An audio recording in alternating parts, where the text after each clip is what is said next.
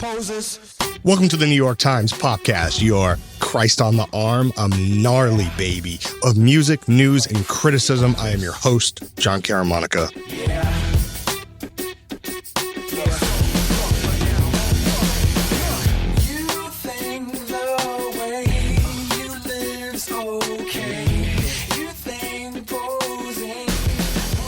You can't be him. That's Pharrell. Little NERD throwback. That's Rockstar from the year of our Lord 2002, or one, a couple versions of this album. Pharrell Williams has had a big week. He was appointed the creative director of menswear at Louis Vuitton. This is somewhat unprecedented to have a person who comes so thoroughly from the world of music be put in charge of a luxury house of this scale. Obviously, there have been celebrity designers before. There have been people who've collaborated with all the big houses, and certainly people who have had success in other fields, been sometimes briefly put in charge, especially of lower level, less prestigious brands, and often for a very short period of time because it doesn't work. But Pharrell's appointment, essentially to pick up the baton from Virgil Abloh, who died in 2020, to run Vuitton, brings up a lot of interesting questions about the relationship between hip hop and luxury clothing, about Black designers in these kind of big conglomerates that control most of the luxury houses. It also has been received with some cynicism about, oh, she's just a celebrity. And do we want celebrities designing our clothes? Is that a meaningful choice? And some people are saying no. A lot of thoughts on this, as you might imagine. Someone who I also know has a lot of thoughts about this is Aria Hughes. Aria's going to be with us in just a sec. Before we get to Aria, shout out to everybody who took my emotional plea last week to heart and copped a podcast shirt. Supplies are dwindling. It's the podcast.myshopify.com. Sizes are selling out. Soon, the cabinet above my refrigerator, there will be none left, quite possibly. If you're interested, still at Grammy prices, come and grab one. It's the podcast.myshopify.com. So to talk about the Pharrell appointment today and all things hip hop and luxury fashion, Aria Hughes is here. Aria, first off, welcome to the podcast. First time. Hi, John. I'm such a fan, so I'm happy to be here. It's a privilege to have you. First of all, Aria right now is editorial creative director at Complex, doing a great job over there. Really wonderful stuff. If you haven't checked it out, go check it out. But also crucially for this conversation, Aria, if I'm not mistaken, we first met many, many years ago at some runway show, I think, when you were at WWD. You are correct. I actually forgot all about that. But yes, that did happen. No, that stays with me. It stays with me. You have a great memory. I forgot all about that. You've been thinking about these issues from both sides for a while, which is why I was very excited that you were game to come and talk about this. Because I think what we've seen, obviously, in the last 5 years is a broad-based acceptance that hip-hop's influence in the luxury category is real, is sustained, and is just accepted as part of the grammar, especially in menswear. It's part of the grammar. And I remember 7, 8, 9 years ago, like telling people, this has sort of been like the, let's say, early 2010s into the mid 2010s, when it's still like Kanye and Pharrell, and then maybe Rocky is showing up. And I was sort of like, this is the thing. And people in the fashion world were like, yeah, we're going to wash that out. That's not real. Like, we're trying to not pay attention to this. And I was like, I don't know, guys. I don't know. and of course, here we are. So let's maybe start with the present moment, and then we'll work our way backwards. When you saw the news about Pharrell's appointment, what was your sort of immediate gut reaction? And also, I imagine you were aware of some of the behind the scenes, like who else was in contention. We could chat a little bit about what we think we know about that. And before I forget, just a shout out Jacob at the Journal, Jake Gallagher, who broke the news of Pharrell's appointment, or one of the reporters who broke the news. Shout out to Jacob for getting that out into the world hours before LV had to crumble and tell everybody themselves. But what was your kind of gut reaction to the choice of Pharrell, which I think for most was a bit of a left field choice? My gut reaction was, damn, I wanted it to go to Martine Rose. That was my gut reaction. Who I believe was very much in the mix, for what it's worth. Yes. And as time has gone on, I have as I've processed this decision, I've become a little bit more okay with it. But I do think it was a safe choice. And I do think it's signal that corporations are just risk averse, which to me is not exciting and it doesn't push things forward. Tell me about the safety, because that's interesting. Because I think if we were having a similar conversation again in like 2017, and I was like, a huge hip hop star is going to be put in charge of a French luxury house, no one would use the word safe to describe that. So what's changed in the last 5 years that makes this a safe choice, in your opinion, right now?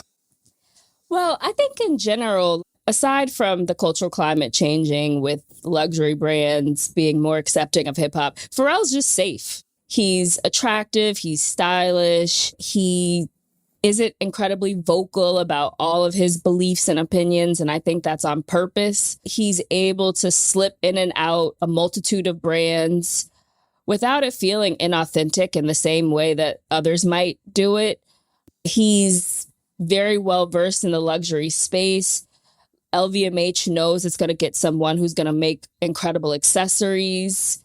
He has a celebrity network of friends who all love him and want to support him. There's a lot of safety in that choice, for sure. What you just said about him having the capacity to kind of like almost be chameleon-like in and out of brands. So you guys ran a piece by Lei Takanashi, kind of talking about the appointment and expressing some skepticism about it. Shout out Lei. I wrote a piece because I felt like what I was really trying to see was, is there a Pharrell aesthetic? Can you nail something? And I don't know. I mean, this is like a side conversation, but like, does a creative director of a house such as Vuitton need a fixed aesthetic? That's a maybe more complicated question, but I was trying to at least unpack whether Pharrell had one. And I do think the fact that he's been able to collaborate widely indicates the thing that you're describing, which is that it's not as fixed as maybe it would be from someone who was like a more classically trained design person who was coming with like new silhouettes and so on and so forth. But the thing that I found myself landing on or returning to time and again, thinking about what Pharrell's done over the last 20 years, are these moments of things that seem kind of like placid on the surface, but actually are subversive or actually are kind of like pushing conversation. And I think you could trace that back to early Billionaire Boys Club. Let's take oversized things, graphic prints, all over prints, but do them in like a slightly more evolved, refined, interesting color choices, interesting pattern choices. Let's sneak it in all the way up through the Moncler and Chanel stuff. I don't know if I love all those Chanel pieces, but like it is a flex to be able to be a person who can successfully, in a sense, sneak, infiltrate, be cool enough and accepted enough to work with Chanel and then literally have your name on a pair of glasses and a pair of loafers right next to Chanel.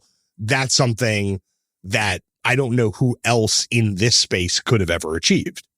I think that's a fair assessment. And when you talk about the Chanel collab, I remember a long time ago when Pharrell had no official affiliation with the brand, and he had a pair of Timberlands and he put the double C Chanel logo on top of them. So that gets into what you were talking about with this subversion, which, to be quite frank, I never even thought about. So thank you for bringing that to the table. But again, this is actually, to me, that is a reflection of the slickness and the kind of frictionlessness with which Pharrell moves. Because I think because he presents as beatific and placid, I do think underneath there, like the legs are pumping, you know what I mean? Like he's swimming underneath there, but he's so intentional about not letting people see that, whether in public appearances or even interviews.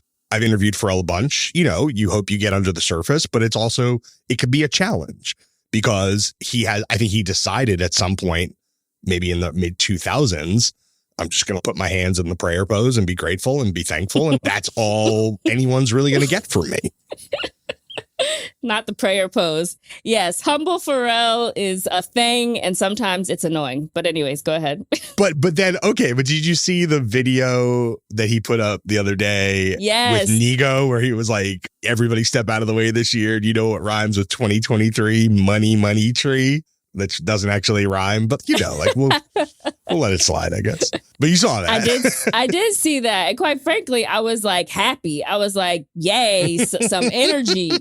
Maybe he feels like he has something to prove. Yes, talk your shit, please. Because I will say, like, in the quote unquote fallout from, not even a fallout, but in the roar of opinions from this selection of him as the men's artistic director, I do feel like people have taken away from him how influential he has been. And that's kind of annoyed me. And like, I understand why people are irritated by the choice, but we can't take away what he's done. And he doesn't scream it from the mountaintops like some of his peers, but he definitely has contributed a lot. Also, what you just said about him having something to prove, that's fascinating. Like, I was thinking about, we watch designers get hired and fired, sometimes because they do bad work, sometimes because they're not bringing in profits, sometimes because who knows why. Fashion is fickle. These are a lot of huge brands run by multi-billion-dollar conglomerates that have motivations that are not purely aesthetically driven. I'm actually kind of interested to see how someone like Pharrell navigates the space of being an employee, an at-will employee, like that can get canned at any time. You have a bum collection, you can get canned the next day. If the profits go down from what Virgil's stuff was, you can just get fired. I kind of am curious to see, not that I wish that upon him, but I'm curious to see if it goes left. How does that change Pharrell's public presentation? How does that change the overall perception of him?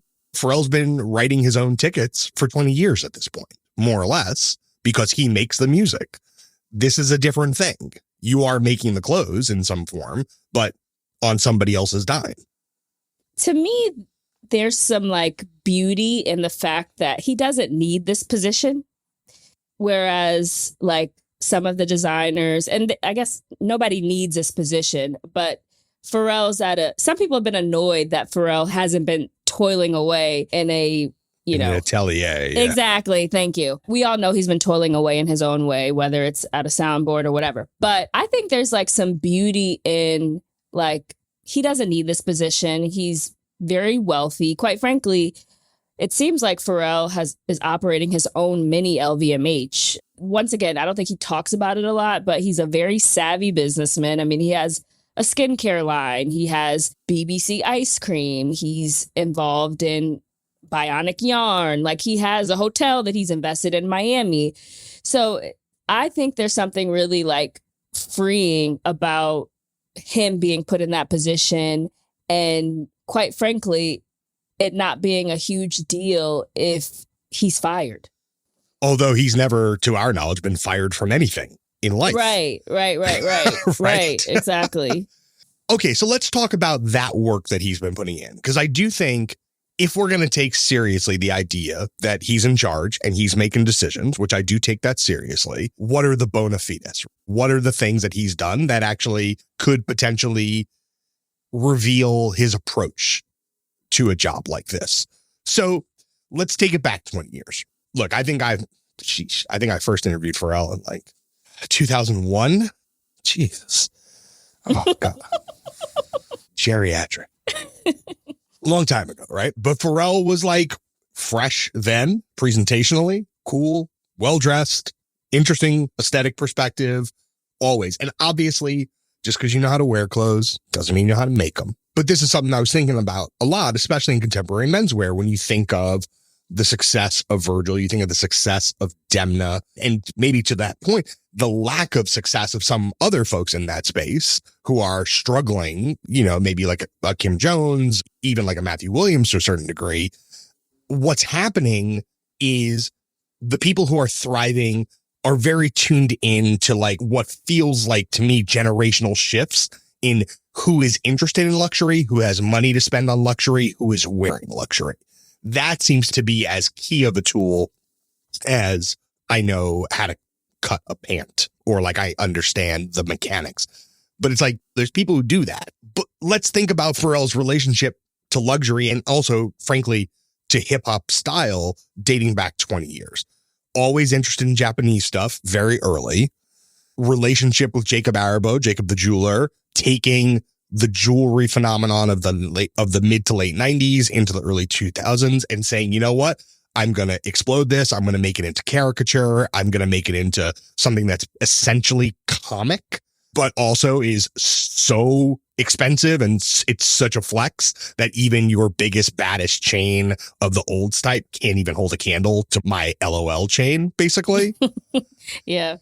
Let's talk a little bit about that era of Pharrell and how it was sitting in the broader culture in hip hop at that time. That's my favorite Pharrell era. Oh my gosh.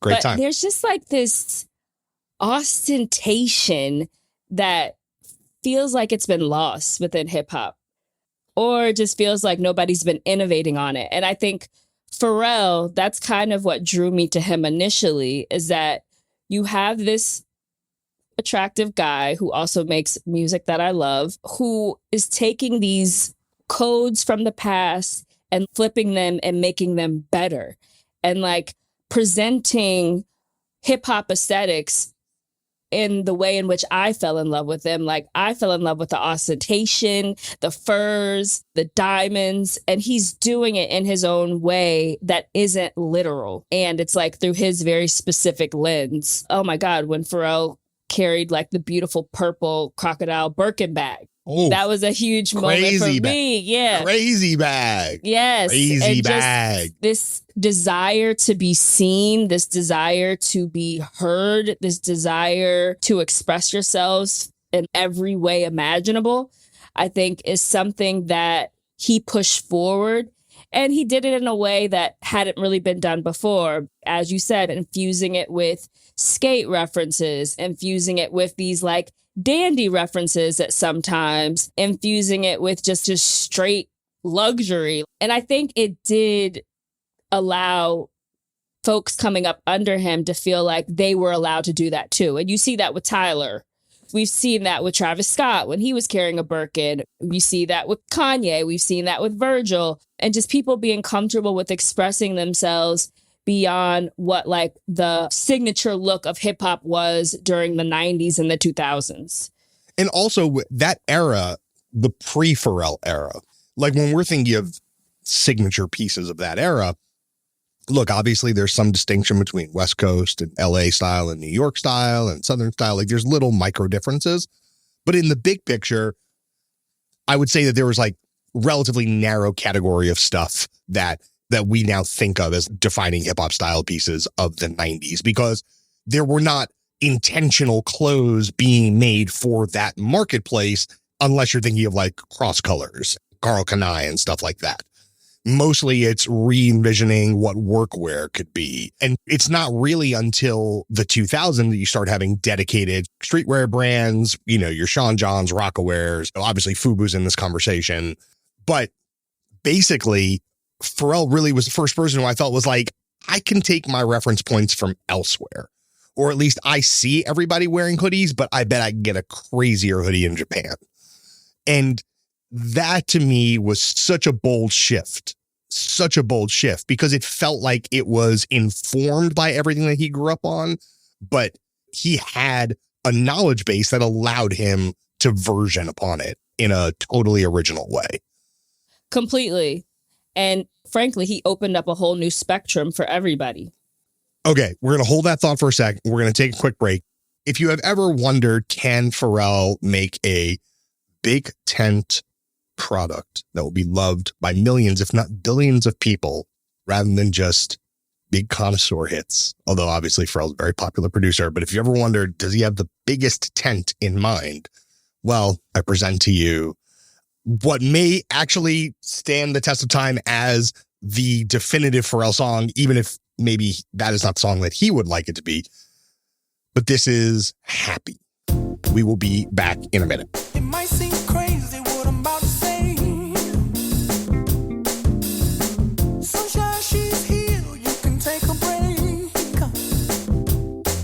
I'm a hot air balloon that could go to space.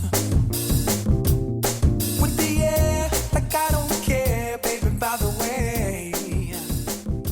Because I'm happy. Clap along if you feel like a room. Okay, we are back. We're talking with Aria Hughes. We're talking about Pharrell, Louis Vuitton, high fashion, etc. To pick up on that thought about Pharrell in the mid 2000s, right? And you think about Pharrell as a sartorialist. I see a person who was interested in subverting, I think, both categories. I think he was interested in subverting luxury by infusing it with a kind of presentational attitude that came from hip hop. And I think he was actually interested in subverting hip hop style by infusing what we think of as pieces or themes that come from outside the culture, whether they're coming from Japan or Europe or the skate world or whatever. I feel like he was always really, really threading the needle between both kinds of spaces, and almost deliberately poking in both directions. How did that change what came after him, in your opinion? I really just think it gave everybody the ability to believe that I don't have to express myself within the confines of those pieces that you mentioned earlier. A baggy jean, a sweatshirt, a Carhartt work suit, a leather Averex jacket, even though I love all of these things. I think it just allowed people to know that there is a wardrobe beyond what we've been conditioned to affiliate with hip hop style, quote unquote. And it really spans the globe. And him going to Japan is always so interesting to me, because while he opened not everyone, but I'll say he opened most of us up to that space and really brought Nego over, helped popularize Nego and Bape in the States, etc. That country has had a long fascination with hip hop. So they have an American style, etc. So they have long been looking to what rappers are doing and reinterpreting it in their own way. And so Pharrell to kind of like open up that conversation of exchange that we might not have seen as a two-way conversation, but to make it more of a two-way conversation is like very fascinating, interesting, and very important. I'm glad to hear you frame it that way, because I remember, like, I'm old enough to remember being skeptical of how other parts of the world were thinking about hip hop culture and not seeing it as additive or potentially even a source of reverse inspiration, but kind of being like, what's going on? Like, they're probably it up, like that's how people felt in the 90s.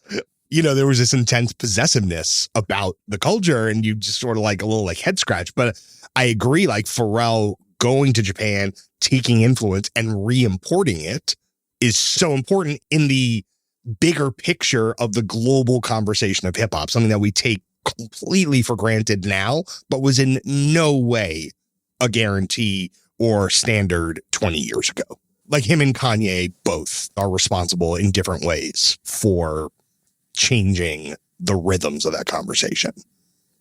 Yeah. And quite frankly, like opening up a whole new marketplace of brands, products, collaborations, etc. Yeah. Let's talk then about Pharrell moving forward from that. So you have the BC era, Bathing Ape era, the jewelry era. At some point, he kind of goes restrained. He's not necessarily the most popular hip hop producer anymore. Maybe he's doing more pop records. He's also become like more of a, as we sort of touched on before, like a little bit of a caricatured public figure, very like out here being beatific and peaceful. But to me, that's when I felt like he was like moving in silence and like sniping in silence, almost maybe more dangerous for being more quiet and moving in more rarefied spaces. And I think at the same time that Kanye was like screaming about how he needed a job at a French house, like Pharrell was like scheming. Wow. That's how it felt. Interesting. I don't know. What do you think? He is very strategic, but he hides his hand, which I guess is the best way to approach being strategic. That's interesting, though, but it's probably so true. He had the millionaire sunglasses, so he had already planted that seed in 2007. And you could tell he was just doing things with different brands. He had the partnership with Adidas, and then he's had like Richard Mille partnerships, and then he's had Chanel partnerships. Now it feels obvious that, of course, he would want a position like this. He's been kind of steadily building, slowly working with these different luxury brands. So I do think there's something to what you're saying. I just never even looked at it like that. Obviously, the Kanye conversation was a separate one, but it's like the reason Kanye never got those jobs is, I think, because of how vocal he was and, a myriad other reasons. And that's why Virgil ends up getting the job that Kanye thought he was supposed to get. This also does speak to like larger questions about kind of like, how is a European luxury house going to grapple with a loud Black voice that is not necessarily always going to toe the party line? Like, this is something that I think if Kanye was ever in serious contention or conversation, I've got to imagine those were the conversations that those houses were having, knowing that they, even if they had him on a contract, Kanye was always going to be Kanye and say whatever he wanted to say. But to your point earlier, Pharrell is much more strategic, hides his hand, and is probably going to play it a lot cooler, even if there is some kind of disagreement. Of course. I mean, I think we've seen that over the years. And I did watch an interview. It was an interview he had with Steve Stout. He has like this organization called Black Ambition that basically helps provide resources to Black and Brown owned brands. And in that interview, it's the most frank I've seen him speak about like Black ownership and equity and things like that. And I would love to imagine that he will be bringing in some of that ethos into LVMH. And I believe that's already in the works. I believe that a part of the deal was, okay, I'll be this artistic men's director for Louis Vuitton, but I'm going to need an option for you to invest in Human Race as a skincare brand, or invest in my Black Ambition organization. Or I do believe that those types of decisions have been made. This is not for sure. I don't know this, but that's what I believe. And that's also kind of in keeping with some of Virgil's work. I think it's probably a good moment to talk about what Virgil did. There's the Kanye family tree and the Pharrell family tree, right? You're looking at the Kanye family tree and then Virgil getting this same job in 2017, I believe, maybe 18. Might be blanking on the specifics. Very much an inheritor of Kanye's design philosophies, but also someone who could tinker and be rigorous at the same time. I will say a fascinating thing of the last like 7 days is seeing a lot of people who used to just absolutely rinse Virgil and be like, this guy's not trained. Like, where's this guy coming from? He's a DJ. He's like a architecture student. He just like draws on sneakers. A lot of those people are kind of like, I don't know if Pharrell's up to the task, because if you see what Virgil did in the last 5 years, like Virgil is like an absolute lodestar for what a contemporary menswear designer should be. I'm just like, what happened? Yeah. When did y'all either have the awakening, or is it just like you just don't feel like you can say it now because of what happened, which obviously Virgil passed a couple years ago, very young, very tragic. But it's been very strange to see Pharrell's appointment be positioned as somehow like that Virgil's the traditionalist and Pharrell is the disruptor. That's crazy to me. That's insane. That's revisionist history. It's not, I'm putting this out there. If you were someone who has that take publicly, you are wrong. That is just not it. It's not it. But I'm just shocked. I'm shocked at seeing people talk about it that way. That has come up a lot, and it is very confusing to me. I will say this. I think that Virgil's tragic death does make people view what he did through a different light. But not only his death, but his absence in general from Louis Vuitton. And I went to the last Louis Vuitton show with the Kid Super collab and I saw your IG stories. I saw your IG stories. And the Rosalia performance. You were not holding back. You were not. Everybody follow Aria. Don't follow me. I'm so tired of people. Don't follow me. But, my God. Long story short, because I want to be able to speak freely. But anyways, long story short, you start to see how Virgil was so good at storytelling and bringing together so many disparate parts and allowing it to still be meaningful and entertaining without it feeling gimmicky.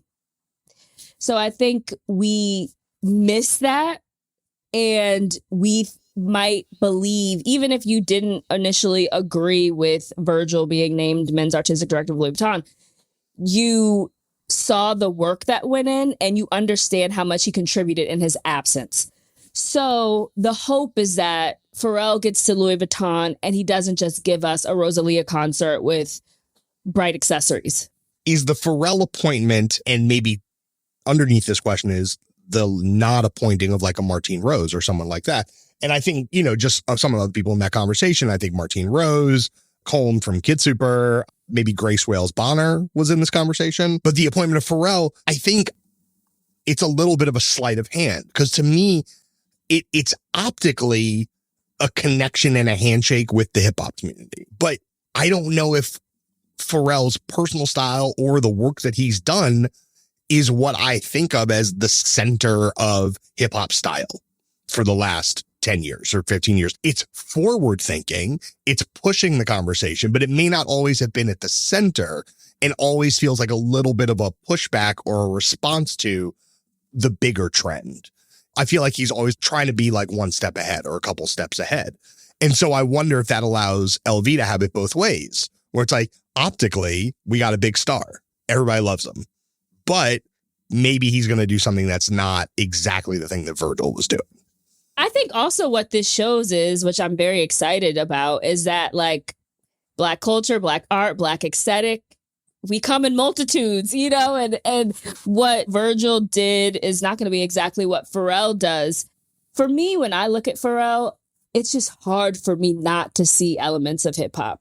And like you said, not even like traditionally what we think of aesthetically as hip hop, but the attitude. And that outfit that you mentioned, I believe it's Ernest Baker that you mentioned at the top of your story. Yeah, that red leather tracksuit with the flared legs. Exactly as you put it, like it feels like something that we would have seen somebody wear within hip hop, but pushed forward. Does it seem cynical to you that they chose him? I feel like they're threading the needle a little bit. Obviously, there are some people who just say it's purely a cynical play. And you touched on this even a little bit at the very beginning. He's a celebrity. He's well loved. How can it miss, really? What degree of cynicism do you think is at play here? James Whitner, who owns the Whitaker Group, he posted about how he hopes that Pharrell being in this position can maybe reorient the way in which luxury corporations behave, or the Black and brown people that they hire, et cetera, et cetera.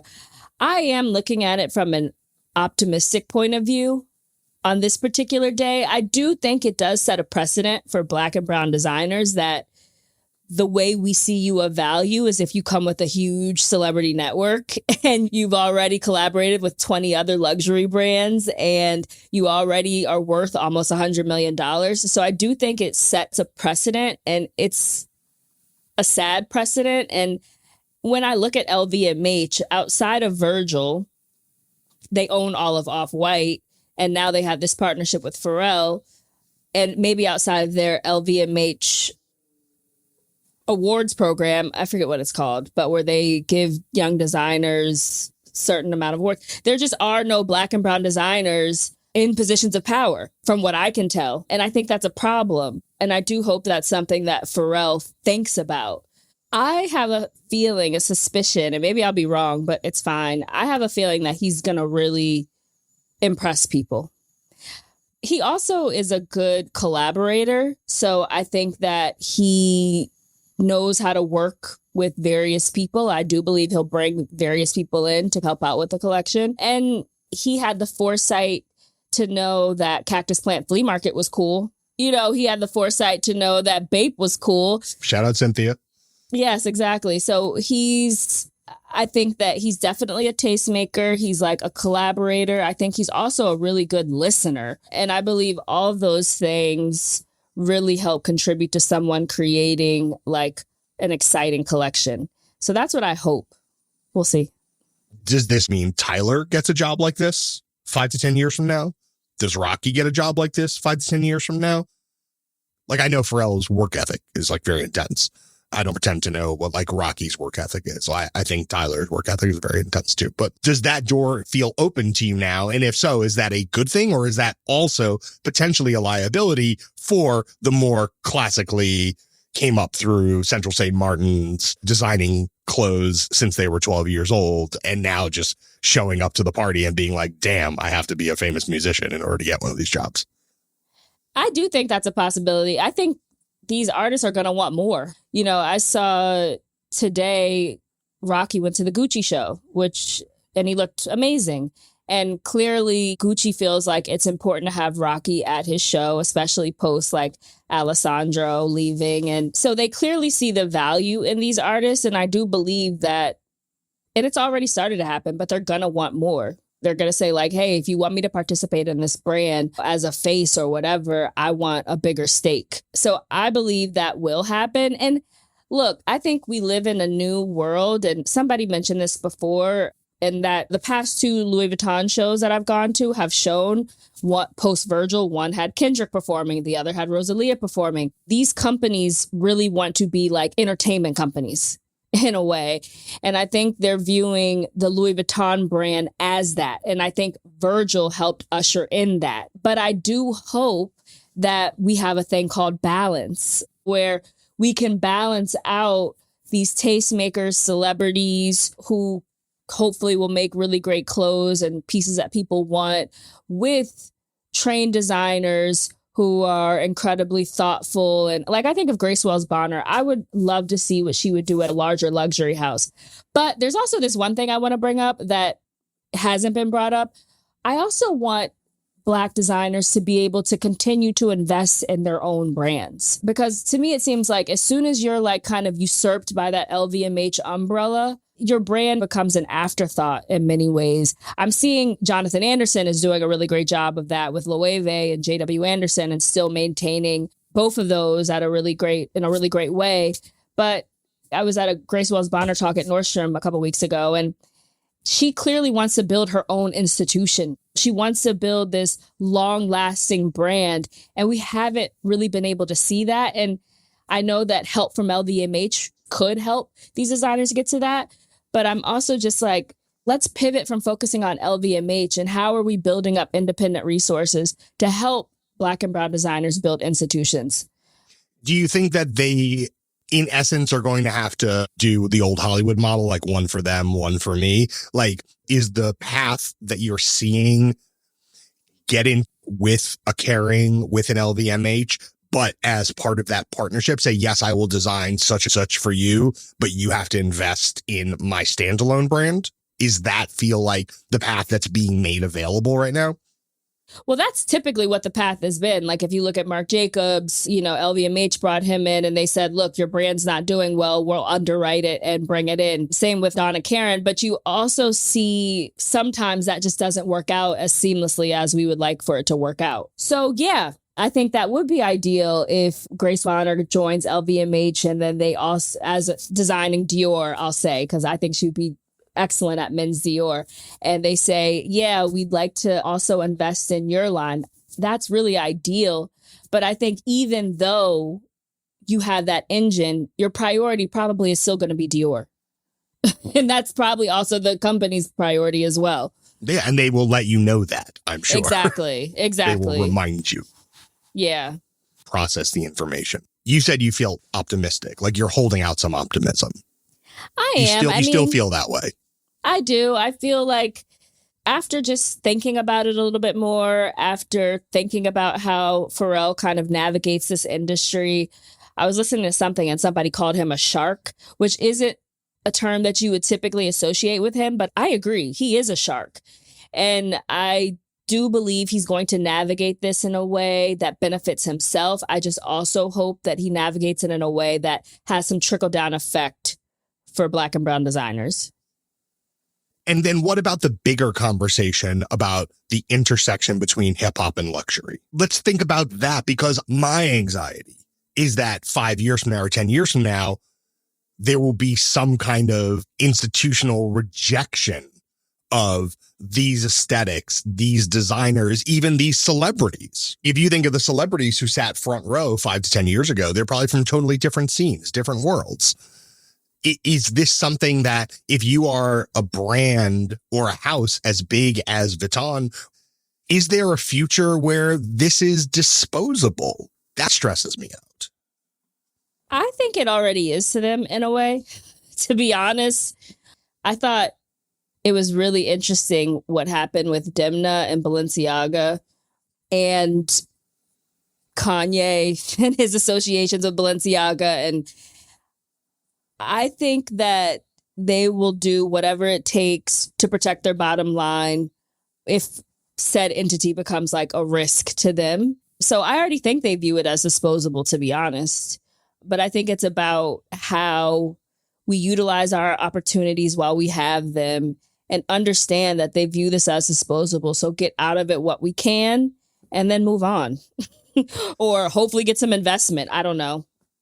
So optimism and cynicism. Yeah, it's a bit of both. Like I think I'm optimistic about what Pharrell will do in terms of his collection.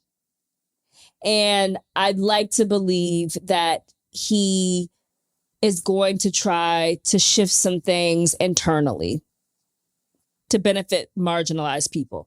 I'd like to believe that. So I'm optimistic about that. But I think in general, like how the luxury industry views hip hop and Black culture and all of that, I think they already view it as disposable.